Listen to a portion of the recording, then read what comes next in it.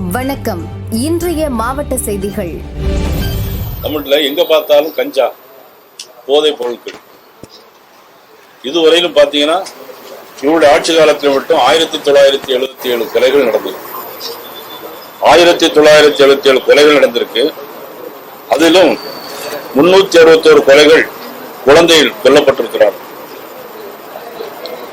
38 பெண் குழந்தைகளை கொடூரமாக பாலியல் வன்கொடுமை பண்ணியிருக்காங்க. 2 வயது சிறுமி உடல்ல கூட ரத்தங்கள், காயங்கள். காரணம் கஞ்சா. 2 தினங்களுக்கு முன்னால விளாத்திகுளத்துல +2 படிக்கிற ஒரு மாணவி இன்றைக்கு பாலியல் வன்கொடுமை பண்ணது மட்டுமல்ல, கற்பழி சம்பவம் மட்டுமல்ல, அதை துண்டு துண்டாக வெட்டி கொண்டிருக்காங்க. காவல்துறை என்ன செஞ்சிட்டு இருக்கு? தமிழ்நாடு காவல்துறை என்ன செய்துட்டு இருக்கு? தூத்துக்குடி மாவட்ட எஸ்பி என்ன பண்ணிட்டு இருக்காரு? இதுவரைக்கும் யாரையும் கண்டுபிடிக்க முடியல. 2 வயது குழந்தையிலிருந்து 60 வயது பெண்கள் வரையிலும் பாலியல் பலாத்காரம். காரணம் எல்லாமே கஞ்சா, கொக்கைன், பெத்தமெட்டின் போன்ற சிந்தட்டிக் ட்ரக்ஸ். இதுவரையிலும் கிட்டத்தட்ட 2 லட்சம் கஞ்சாவுக்கு மேல இந்த 5 ஆண்டுல பிடிச்சிருக்காங்க. அப்போ எவ்வளவு லட்சம் புழக்கத்தில் இருக்கும்? இதெல்லாம் எதிர்கால மாணவர்களுடைய நலன் என்ன ஆகும்? எதிர்கால சந்ததி என்ன ஆகும்? இந்த ஆட்சி அதை பத்தி கவலைப்பட்டதா இல்லையே. இந்த ஆட்சி எதை பற்றியும் கவலை இல்லை. ஆனால் அவர்களுடைய குடும்பத்தின் ஆட்சி மட்டும் இருக்கணும் அப்படிங்கிற மாதிரி தான் இன்னைக்கு நினைக்கிறாங்க. மதுரையில் பாஜக மாநில தலைவர் நயினார் நாகேந்திரன் முன்னிலையில் விருதுநகர் மாவட்டம் செட்டியார்பட்டி பேரூராட்சி துணைத் தலைவர் விநாயகமூர்த்தி தலைமையில் திமுகவினர் பாஜகவில் இணைந்தனர். அதைத் தொடர்ந்து நயினார் நாகேந்திரன் செய்தியாளர்களை சந்தித்தார். நடைபெற்றக்கூடிய திராவிட முன்னேற்ற கழக அரசு இந்த 5 ஆண்டுகளில் மட்டும் 500க்கும் மேற்பட்ட தேர்தல் வாக்குறுதிகளை சொல்லி 1-2 தவிர எதையுமே செய்யாமல் மக்களை ஏமாற்றுகின்ற வகையில், மக்களுடைய மனநிலையை திசை திருப்புகின்ற வகையில் சில அறிவிப்புகளை அறிவித்து மறுபடியும் தேர்தலை சந்திக்க இருக்கிறார்கள். முன்னாள் முதலமைச்சர் மதிப்புக்குரிய கலைஞர் அவர்கள், அதன் பிறகு நம்மளுடைய இப்பொழுது முதலமைச்சர் அவர்களுடைய மதிப்புக்குரிய மாண்புமிகு ஸ்டாலின் அவர்கள் இவருடைய குடும்பம் ஆள வேண்டும் என்பதற்காக பல்வேறு திட்டங்களை, தவறான திட்டங்களை, தவறான செய்திகளை பரப்பி துணை முதலமைச்சராக இருக்கக்கூடிய உதயநிதி ஸ்டாலின் அவர்களை மீண்டும் முதலமைச்சராக்க வேண்டும் என்பதற்காக பல அறிவிப்புகளை அதை செய்வோம் இதை செய்வோம் சொல்லியிருக்கிறாங்க. வெறும் பணத்தை மட்டும், அதிகார பலத்தை மட்டும் வைத்து ஆளுங்கட்சியாகி விடலாம்னு நினைக்கிறாங்க. நிச்சயமாக அது நடைபெறாது. மக்கள் நம்ப மாட்டார்கள். தமிழ்ல எங்க பார்த்தாலும் கஞ்சா, போதைப் பொருட்கள். இதுவரையிலும் பார்த்தீங்கன்னா இவருடைய ஆட்சி காலத்தில் மட்டும் 1977 கொலைகள் நடந்திருக்கு. 1977 கொலைகள் நடந்திருக்கு.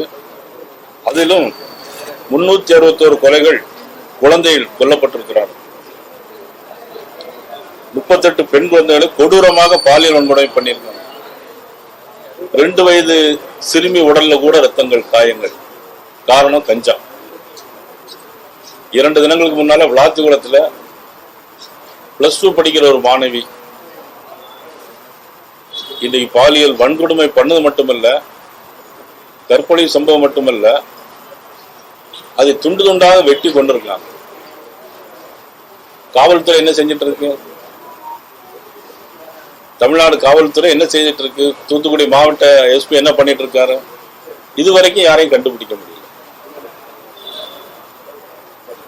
2 வயது குழந்தையிலிருந்து 60 வயது பெண்கள் வரையிலும் பாலியல் பலாத்காரம். காரணம் எல்லாமே கஞ்சா, கொக்கைன், பெத்தமெட்டின் போன்ற சிந்தட்டிக் ட்ரக்ஸ். இதுவரையிலும் கிட்டத்தட்ட 2 லட்சம் கஞ்சாவுக்கு மேல இந்த 5 ஆண்டுல பிடிச்சிருக்காங்க. அப்போ எவ்வளவு லட்சம் புழக்கத்தில் இருக்கும்? இதெல்லாம் எதிர்கால மாணவர்களுடைய நலன் என்ன ஆகும்? எதிர்கால சந்ததி என்ன ஆகும்? இந்த ஆட்சி அதை பத்தி கவலைப்பட்டதா இல்லையே. இந்த ஆட்சி எதை பற்றியும் கவலை இல்லை. ஆனால் அவர்களுடைய குடும்பத்தின் ஆட்சி மட்டும் இருக்கணும் அப்படிங்கிற மாதிரி தான் இன்னைக்கு நினைக்கிறாங்க. எங்களுக்குள்ள எந்த விதமான சிக்கல்களும் இல்லை. தேர்தல் தேதி அறிவிச்சாச்சு. இன்னும் 30ஆம் தேதி வரை நாமினேஷன் போடலாம். 15 நாள் இருக்கு. அதை பத்தி எங்களுக்குள்ள எந்த விதமான சிக்கலும் இல்லை. நாங்கள் எல்லாம் ஒருமித்த அவங்க 28 சீட்டு 2 சீட்டுன்னு பிரிச்சு இது பண்ணிட்டாங்க. நீங்க இன்னி அந்த மாதிரி எந்த கட்சிக்குமே இது பண்ணாம இருக்கீங்களே, அதனால இல்ல எங்களுக்குள்ள எந்த விதமான கருத்து இல்லை. நிச்சயமாக நாங்கள் சுமூகமான முறை எல்லாமே முடிவெடுக்கும். புதிய கட்சி வரதுக்கு எதுவும் வாய்ப்பு இருக்கா சார்? பொறுத்திருந்து பார்ப்போம். சார் இப்படியும் கூட சொல்றாங்க, ஜெயிச்சா எடப்பாடி முதலமைச்சர், விஜய் துணை முதலமைச்சர். முதல்ல இன்னும் கூட்டணியே இல்ல. பிற நீங்கள முதல்ல கூட்டணி பேச்சுவார்த்தை இருக்கான்னு கேட்கறீங்க. பிஜேபி டெல்லியில வச்சு அவங்கள மிரட்டுறாங்க, கூட்டணிக்கு வாங்கன்னு அழைக்கிறாங்க அப்படின்னு பேசுறாங்க. அவரு டெல்லிக்கு போன விஷயம் முடிச்சு அவரே சென்னைக்கு வந்துட்டாரு. நீங்க பேசுறதா இப்ப கேட்கறீங்க. அது ஆதாரம் இல்லை. திமுக அரசை கண்டித்து தேசிய ஜனநாயக கூட்டணியின் சார்பில் மதுரை பழங்கானத்தம் ரவுண்டானா பகுதியில் கண்டன ஆர்ப்பாட்டம் நடைபெற்றது. இதில் பாரதிய ஜனதா மாநில தலைவர் நயினார் நாகேந்திரன், முன்னாள் அமைச்சர்கள் செல்லூர் ராஜு, உதயகுமார், முன்னாள் மேயர் ராஜன் செல்லப்பா மற்றும் கூட்டணி மாவட்ட கட்சியின் நிர்வாகிகள் பங்கேற்றனர். இதில் என்டிஏ கூட்டணி கட்சியினர் ஏராளமானோர் பங்கேற்று திமுக அரசுக்கு எதிராக கண்டன கோஷம் எழுப்பினர்.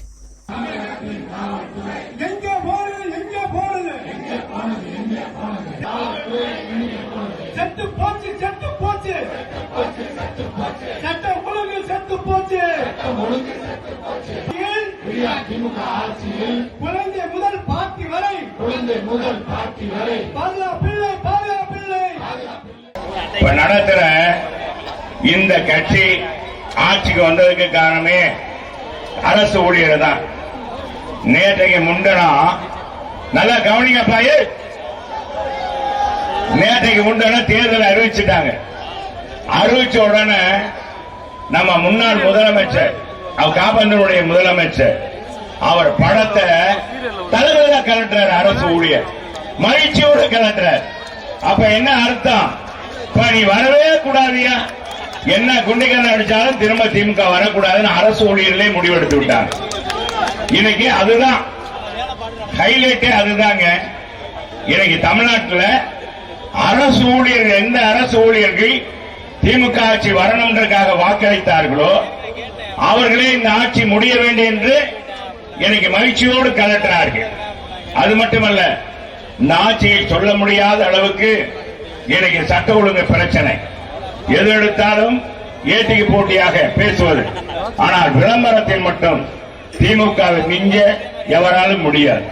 இதுவரை தமிழகத்தில் நடந்த எத்தனையோ கட்சிகள் ஆட்சி செய்திருக்கிறது.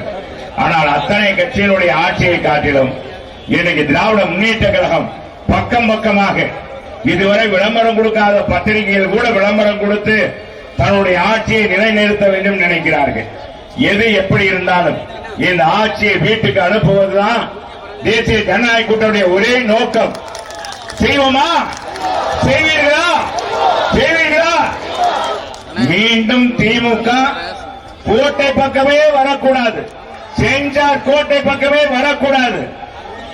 2011 என்ன நடந்ததோ அதே நிலை மீண்டும் தொடர உங்களுடைய பொன்னான ஒத்துழைப்பை நீங்க தொடர்ந்து தர வேண்டும். இன்று முதல் நமக்குள் கட்சிகள் கொள்கையில் மாறுபட்டாலும் இனத்தாலும் நாம் ஒரே மனத்தால் இந்த ஆட்சியை மாற்ற வேண்டும் என்ற ஒரே கொள்கை நோக்கத்தோடு நாம் ஒன்றுபடுவோம், வெற்றி பெறுவோம். நாளை வெற்றிடம் பேட்டை சரித்திரம் கூறும் என்ற வகையை நிப்படை தோற்கின் எப்படி வெல்லும். இந்த ஆட்சி நீடித்தால் வருங்காலத்தில் பெண்கள் வெளியே வர முடியாத சூழ்நிலை நடைபெறும். மேலை நாடுகளில் நடைபெறுவது போல ஆகிவிடும். ஆக இதற்கெல்லாம் ஒரு கண்டனம் தெரிவிக்க வேண்டும். இதற்கு ஒரு நடவடிக்கை எடுக்க வேண்டும் என்பதற்காக கூட்டப்பட்டிருக்கிற கூட்டம் தான் இன்றைக்கு மதுரையிலே இவ்வளவு பெரிய ஆர்ப்பாட்டம். அனைத்து கட்சியினை ஒன்றாக கூடியிருக்கிறது. அனைத்து அமைப்போடு இன்றைக்கு ஒன்றாக கூடிக்கிறது. அனைத்து தரப்பு மக்களும் இன்னைக்கு ஒன்றாக கோஷம் எழுப்ப தயாராக இருக்கிறார்கள். வர இருக்கிற ஏப்ரல் 23ஆம் தேதி நடைபெறுகிற தேர்தலில் திராவிட முன்னேற்ற கழகம் எல்லா தொகுதிகளிலும் டெபாசிட் இழக்க வைக்க வேண்டும் என்பது இந்த ஆர்ப்பாட்டத்தின் நோக்கம். இதில் ஆர்ப்பாட்டத்தில் இருக்க அனைத்து கட்சிகளும் நான் பெரியவன் நீ பெரியவன் என்று இல்லாமல் எந்த எண்ணத்தோடு இருக்க வேண்டும் என்று கேட்டால் திராவிட முன்னேற்ற கழக அரசை திமுகவை தோற்கடிக்க வேண்டும் என்பதற்காக நாம் எதையும் எதிர்பாராமல் செயல்பட வேண்டும் சிந்திக்கிறோம். இதே மாதிரி ஒரு ஆர்ப்பாட்டம் நடந்தது கிட்டத்தட்ட 2006-7 ஆண்டு என்று நினைக்கிறேன். அந்த ஆர்ப்பாட்டத்தில் கிட்டத்தட்ட நான் திருநெல்வேலியிலிருந்து வரும்பொழுது 200 கார்களில் இருந்து வந்தேன். அண்ணன் ராஜன் செல்லப்பா, அண்ணன் செல்லூர்ராஜ் போன்றவர் வரவேற்று தபால் தந்தி நிலையத்திலே அன்றைக்கு திமுக ஆட்சியிலே இருந்தது மிகப்பெரிய ஒரு ஆர்ப்பாட்டத்தை நடத்தினோம். ஆனால் அதன் பிறகு இந்த தேர்தலில் இதே மாதிரி அந்த தேர்தலில் மீண்டும் அதிமுக வென்று புரட்சித் தலைவர் அம்மா ஆட்சி அமைத்தார்கள். அதே எண்ணம் இப்பொழுது, அதே நினைவு இப்பொழுது வருகிறது எனக்கு. அதே எண்ணம் இப்பொழுது மதுரையில் இன்றைய பலகாலத்தில் நாம் ஒன்றாக கூடியிருக்கிறோம். டாஸ்மாகில் 30,000 கோடி கொள்ளை, மணல் பார்த்தீங்கன்னா மணலில் கொள்ளை, எதெடுத்தாலும் கொள்ளை. அவருடைய குடும்பம் இன்னைக்கு மட்டும் 50,000 கோடி ரூபாய் சம்பாத்தியம் பண்ணியிருக்க, 50,000 கோடி ரூபாய். ஆனால் இவ்வளவுக்கும் காரணம் யார் என்று சொன்னால் திராவிட முன்னேற்ற கழக அரசு அதிகாரிகள் இன்றைக்கு சொல்வதை செய்வதில்லை. நீதிமன்றம் சொன்னால் இந்த அரசு ஏற்று செய்வதில்லை. திருப்பரங்குன்றத்தில் அண்ணன் ராஜன் செல்லப்பா அவர்கள் சட்டமன்ற உறுப்பினர், தீபம் ஏற்ற வேண்டும் என்று எல்லோரும் சொல்லுகிறோம். ஆனால் நீதியரசர் நீதி வழங்குகிறார். 10 பேரோடு போய் போலீஸ் கமிஷனர் அங்கு தீபம் ஏற்றலாம் என்று சொன்னால் இன்னைக்கு தீபம் ஏற்ற முடியாது என்று சொல்லுகின்ற மறுக்கின்ற ஒரு அரசு இந்த காவல்துறை கெட்டு போய்விட்டது. காவல்துறை ஈரல் புறையோடி போய்விட்டது. காவல்துறை தமிழகத்தில் இயங்கவில்லை. காவல்துறை இந்த தமிழக அரசின் ஏவல் துறையாக மாறி இருக்கிறது. ஒரு டிஜிபி கூட போட முடியாத அரசு எப்படி காவல்துறையை கையில் வைத்து சட்டம் ஒழுங்கை பராமரிக்க முடியும்? சட்டம் ஒழுங்கை முழுவதும் கெட்டுவிட்டது. மக்களுக்கு பாதுகாப்பு இல்லை, பெண்களுக்கு பாதுகாப்பு இல்லை, பிள்ளைகள் மாணவிகள் பள்ளிக்கு போக முடியவில்லை, போனால் திரும்பி வருமா வராதா என்கின்ற ஒரு ஏக்க நினைவோடு இன்றைக்கு ஒவ்வொரு தாய்மார்களும் இருந்து கொண்டிருக்கிறார். மதுரை வந்த பாஜக மாநில தலைவர் நயினார் நாகேந்திரன் முன்னிலையில் விருதுநகர் மாவட்டம் செட்டியார்பட்டி பேரூராட்சி துணைத் தலைவர் விநாயகமூர்த்தி தலைமையில் திமுகவினர் பாஜகவில் இணைந்தனர். செட்டியார்பட்டியோட வைஸ் சேர்மன் 50 பேரோட இன்னைக்கு திமுக விலகி, இப்ப சிட்டி வைஸ் சேர்மன் திமுக விலகி பாரதிய ஜனதா கட்சியில் திரு விநாயகமூர்த்தி அவர்கள் இணைத்துக் கொள்கிறார்.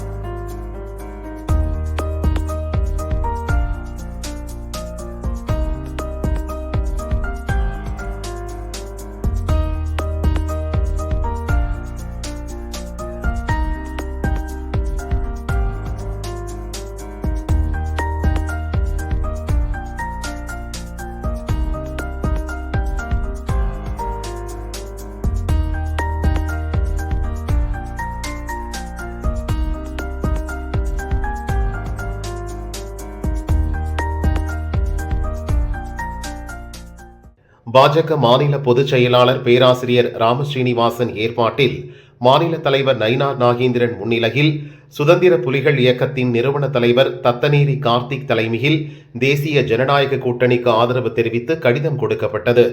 நிகழ்ச்சியில் மாநில நிர்வாகிகள் தங்கபாண்டி, மீனாட்சி சுந்தரம், ராமதேவர் சித்தர் அடியார் சிவராகவன், மாவட்ட நிர்வாகி சதீஷ், தினேஷ், ரத்னவேல் பாண்டி, அருண், கிருஷ்ணபிரபு மற்றும் மாநில மாவட்ட நிர்வாகிகள் பங்கேற்றனர்.